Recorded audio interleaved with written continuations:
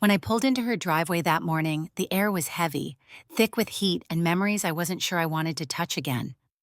The house looked smaller than I remembered, yet it still had that same white porch swing she used to rock on. The one where she told me years ago, "You'll learn, baby. Every woman has to." I came with a peace offering, a basket of fruit, a plate of sweet rolls, and the kind of nervous hope you only carry when you've been hurt before but still want to believe in love. Forgiveness, I thought, was supposed to free me. I didn't know it would cost me my home. When she opened the door, her eyes swept over me like she was counting the years that had passed. "Well, look who decided to show up," she said. Her voice carried that same mix of pride and poison she'd always had. I smiled, the kind that trembles just before it breaks. "Hi, Mama Lorraine, I thought we could talk." She looked at the basket in my hands and sighed. "You still remember I like peaches, huh?" "Yes, ma'am," I said quietly. She stepped aside. "Come on in before the flies do." Inside, her house smelled like lemon polish and fried catfish, scents that used to mean comfort to me, back when I still believed she saw me as family. The living room hadn't changed much. Bible open on the side table, that old photo of her late husband watching from the wall. I sat down on the edge of the couch, my palms slick. She stayed standing for a while, then finally sat across from me, her arms crossed. "I didn't come to fight," I said softly.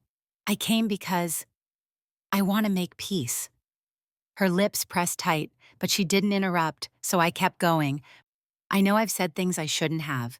I know I hurt your son, but I want us to start over, for the family's sake. I don't want my kids growing up thinking their grandma and I can't even be in the same room." She studied me for a long moment, then sighed.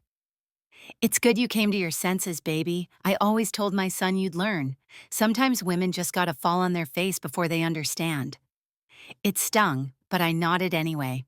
"I just want peace." She gave a small smile. "Well, maybe peace is what we all need." I smiled back, not knowing that behind that soft tone, behind those calm eyes, she was already holding the pen that had signed me out of my own home. My name is Nia Walker, and for nearly 11 years, I've been married to a man I once believed was my safe place. His name is Darius, charming, patient, the kind of man who could calm a storm just by talking. We met at a Juneteenth block party. He offered me a slice of watermelon and a grin, and by the end of the night, I was laughing like I'd known him forever. 2 years later, we said I do. His mama, Lorraine Walker, didn't smile once during that ceremony. "She's not from our side of town," she told him later. Darius had laughed it off. "Ma, love don't have a zip code." But Mama Lorraine didn't believe in boundaries. Not the kind that keep peace anyway. When we bought our first house, she was the first to say, "I'll help y'all out. Family's supposed to look out for family." We were young, still catching up on bills. Darius thought it was a blessing.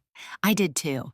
We moved into a warm brick house on a quiet street, our little piece of the dream. I loved that house. It smelled like cinnamon and Sunday mornings. I painted the kitchen yellow, planted tulips by the mailbox. I felt safe there. When the papers were being signed, the lawyer asked whose names should go on the deed. Darius looked at me, then said, "Mine, Nia's, and Mama's, just in case." I hesitated. "Why would your mama's name?" He smiled, squeezing my hand. "It's just paperwork, babe. She helped with part of the loan. She said she don't even want nothing out of it." I wanted to believe that, so I nodded and signed. I shouldn't have. For the first few months, things were fine. But then Mama Lorraine started showing up. Just for the weekend. That weekend turned into months. Suddenly, every little thing I did was wrong. I cooked wrong. I talked wrong. I breathed wrong. "You don't use enough seasoning," she'd say, though, hovering behind me at the stove.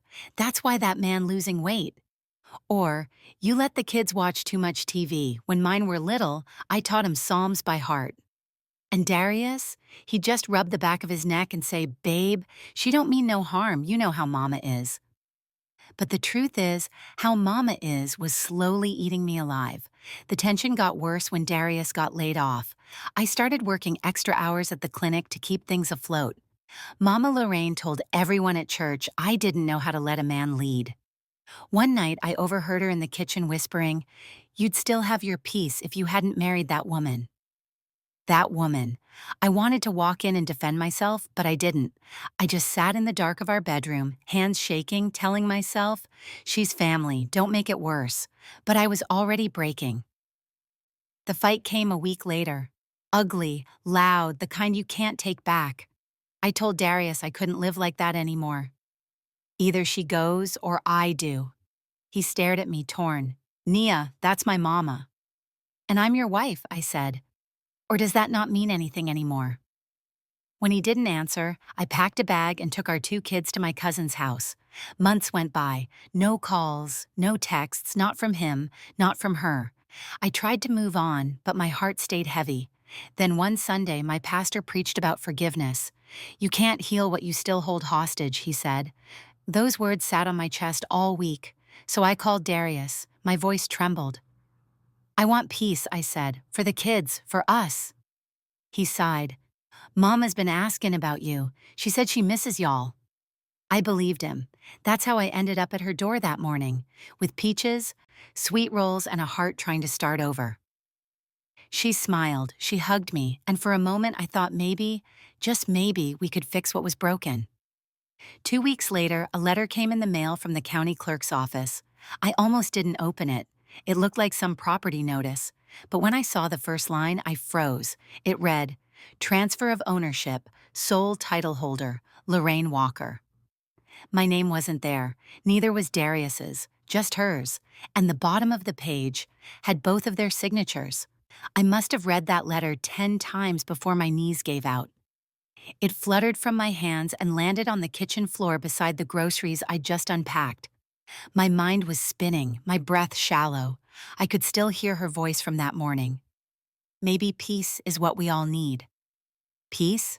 She took my house. I sat there on the floor, staring at that paper like it could somehow explain itself. But it didn't. It just sat there, silent, cruel, official. The next thing I knew, I was driving to Darius's job. My heart was pounding so loud it drowned out the hum of traffic. I didn't even remember grabbing my keys. He worked at an auto shop on the edge of town, a small, dusty place with oil stains on the driveway and a crooked Walker Auto sign that still made me proud, even now. When I pulled up, I saw him through the open garage door, wiping his hands on a rag, smiling and talking to a customer. That smile used to make me feel safe. Now it made me feel sick. I waited until the man left before I walked in.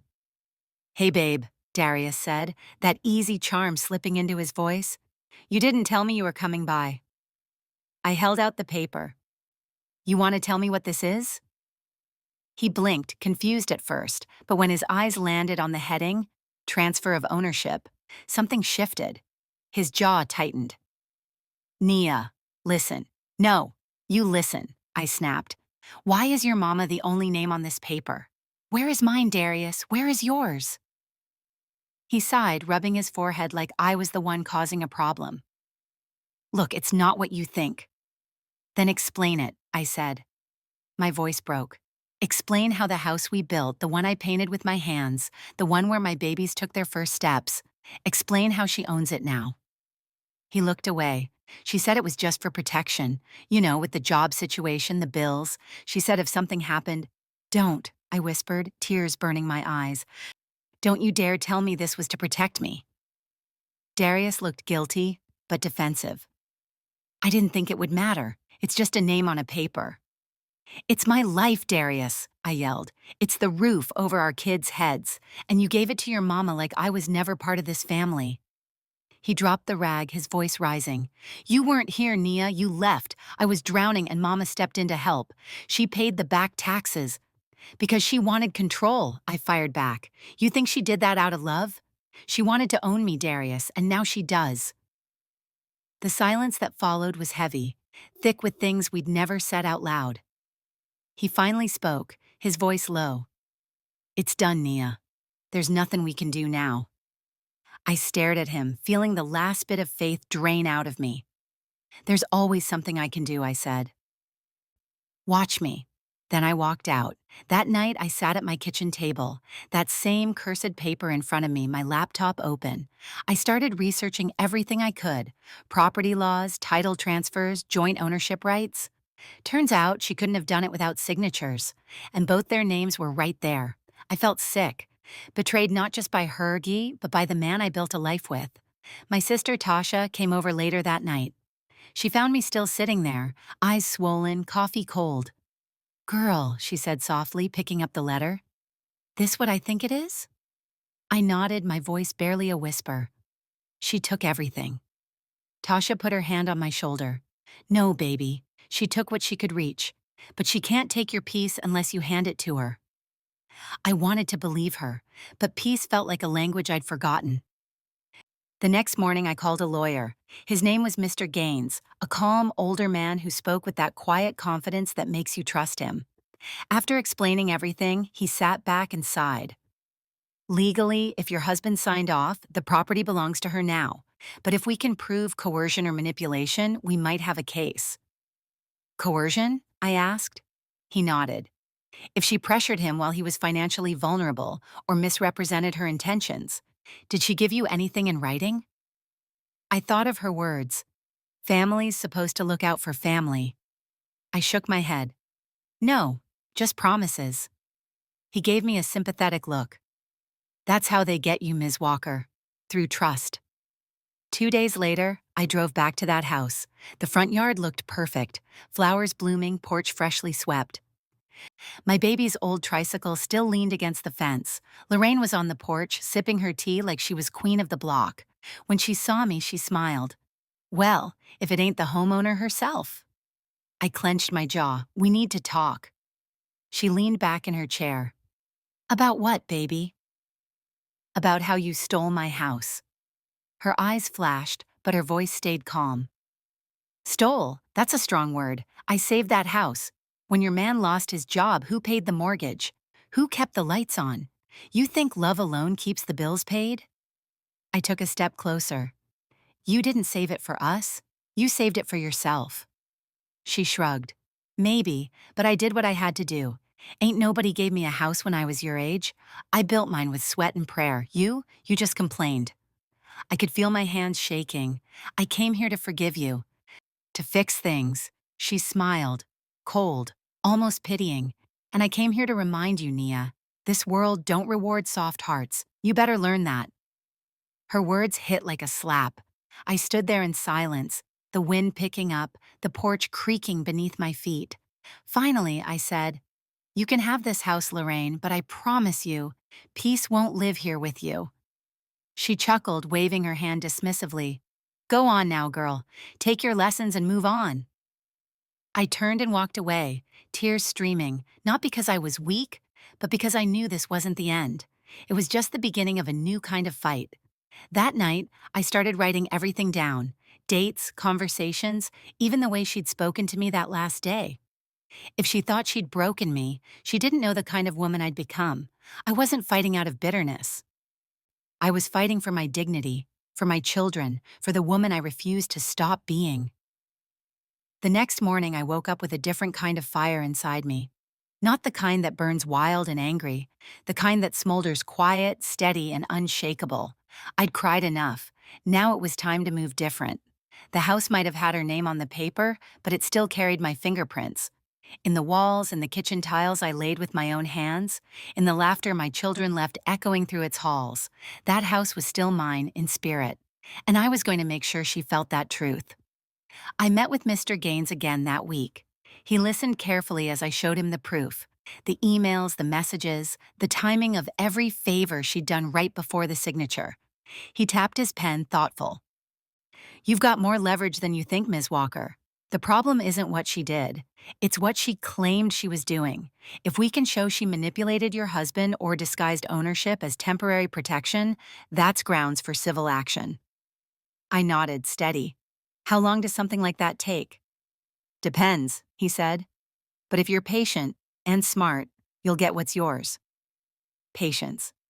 That was the word I held on to like prayer. Because when you've been betrayed, your first instinct is to explode, to scream, to throw, to burn everything down. But I'd learned, sometimes the real power lies in silence. So I stopped arguing with Darius, stopped crying over the house, stopped begging for understanding. Instead, I started documenting everything, quietly, every phone call, every message, every interaction. I became invisible but present, calm but calculating, and that scared Lorraine more than any argument ever could. A few weeks later, Darius came home one night, rubbing his temples. He looked tired, older almost. "Your mama's been asking questions," he said quietly. "About what?" I asked. "About what you've been doing. She said she saw some mail from that lawyer's office." I didn't look up from my notebook. She should be asking herself why she's getting mail from my name in my house. He sighed. "Nia, please. I know she went too far, but this legal stuff, it's gonna tear the family apart." I looked up then, meeting his eyes. "Darius, your mama already tore this family apart. I'm just picking up the pieces she left behind." He didn't respond, just stood there for a while, then sat down beside me. "I messed up," he said finally. "I didn't see what she was doing. I thought I was protecting us." For the first time in a long time, I heard honesty in his voice. "I know," I said softly, "but now you gotta decide who you protecting next. Your mama or your wife." A month later, I got a call from Mr. Gaines. He sounded more excited than usual. "Nia," he said, "I think we've got something. Remember those back taxes your mother-in-law paid off before the transfer?" "Yeah." "Well, she filed them under a personal investment account, not as a family contribution. That means she was treating your home like a business asset, not a gift." "So, what does that mean?" "It means we can challenge her ownership. If we can prove she used financial coercion under false pretenses, a judge might reverse the transfer." My hand started shaking, but this time, from hope. When I told Darius, he sat in silence for a long time. Then he said, "If this goes to court, Mama's gonna hate me forever." I smiled sadly. "She already hates the part of you that loves me." He looked down, whispering, "Maybe it's time she learns who I really am." That night he called her. I sat across the room, listening quietly. "Mama," he said, his voice steady, "we're challenging the deed." On the other end, I could hear her voice, sharp, high-pitched, furious. She screamed, cursed, threatened to cut him off completely. But Darius didn't raise his voice once. He just said, "You taught me to stand up for what's mine. I'm just doing that now." Then he hung up. The following weeks were tense. Lorraine stopped coming around. Neighbors whispered, and every time I picked my kids up from school, I felt eyes on me, the kind of eyes that looked like they already picked a side. But I didn't care anymore, because peace wasn't about keeping everyone happy. It was about protecting your spirit, even if it meant losing people who never wanted your peace in the first place. The court hearing came on a rainy Tuesday morning. Lorraine sat across the room, dressed sharp, chin high, eyes cold. I didn't look away.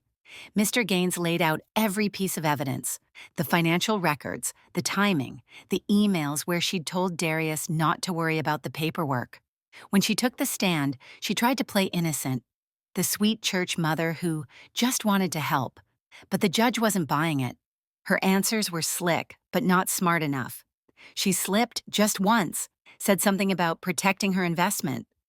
That was it, yeah. That was all we needed. When the gavel finally hit, the judge ruled in our favor. The house would be restored to Darius and me, jointly. I didn't cry, didn't smile. I just exhaled for the first time in months. Lorraine didn't look at me when she left, and that was fine, because forgiveness didn't mean access. That night, when I walked back into our home, I felt the walls breathe with me. The house didn't look different, but it felt different. I touched the door frame, whispering, "We're home, baby." Darius wrapped his arms around me from behind. "I'm sorry," he said again. I turned to face him. "Just don't ever let someone else sign my name for me again." He nodded. "Never." Weeks later, Lorraine called. I didn't answer at first, but something in me said, "Pick up." Her voice was softer than I'd ever heard it. "I'm sorry," she said quietly. "I didn't think I was doing wrong." I listened, not saying a word. When she finished, I said, "I forgive you, but forgiveness don't mean we go back to how things were. It just means I don't carry the weight anymore." She was silent for a long time. Then she said, "Maybe that's fair." And that was the last time we spoke for a while. Because peace, real peace, isn't about making everything right again. It's about knowing when to let go and when to stand firm. And for the first time in my life, I'd learned how to do both. It's been almost a year since that courtroom day. A year since I stood across from the woman who once rocked my husband to sleep and realized sometimes the people who raise them are the ones you gotta unlearn to love safely. The house is quiet now. Not the kind of quiet that feels cold or lonely, the kind that hums softly, like peace after a long storm. Every morning, I light a candle on the kitchen counter, lavender, the kind my grandmother used to burn. I brew my coffee, feed the kids, and take a deep breath before the world starts calling my name again. I'm learning to live without anger, not because she deserves forgiveness, but because I deserve freedom. Darius and I, we're still rebuilding. Some days we laugh like nothing ever happened. Other days, silence sits between us like an uninvited guest. But he's trying, really trying. He started therapy, something I never thought I'd hear come out of his mouth. He said, "I don't want to be a man who lets his mama speak louder than his wife ever could." And that right there, that was growth. Not perfection, but progress. One Sunday after church, I saw Lorraine again. She was walking slow, her shoulders smaller somehow. She looked older, tired, almost fragile. For a moment, the old version of me wanted to keep walking, to pretend I didn't see her. But another part, the part that had learned grace the hard way, stopped me. "Morning, Miss Lorraine," I said quietly. She looked up, startled. Then her eyes softened. "You look good, baby," she said. "Healthy." "Thank you," I said, smiling faintly. "I'm just taking it one day at a time." She nodded. "That's all any of us can do." We stood there a few seconds longer, in that quiet space where forgiveness and boundaries meet, the space where you don't have to hate somebody to keep them far away. When I got home that evening, I sat in the living room, the same room where she once stood and told me I'd never make it without her. But now, the air was lighter, the sunlight hit different, and I realized she might have taken the house on paper, but I'd taken back the power in spirit. You can replace names on deeds, but not the peace of the one who built the home. Later that night, I found an old photo in the hallway from the first Christmas Darius and I spent in this house. We were smiling, holding hands, our faces full of hope. Lorraine was in the corner, her hand on Darius's shoulder, her eyes sharp even then. I looked at that picture for a long time. Then I did something that surprised even me. I didn't tear it up. I didn't throw it away. I just slid it into a drawer.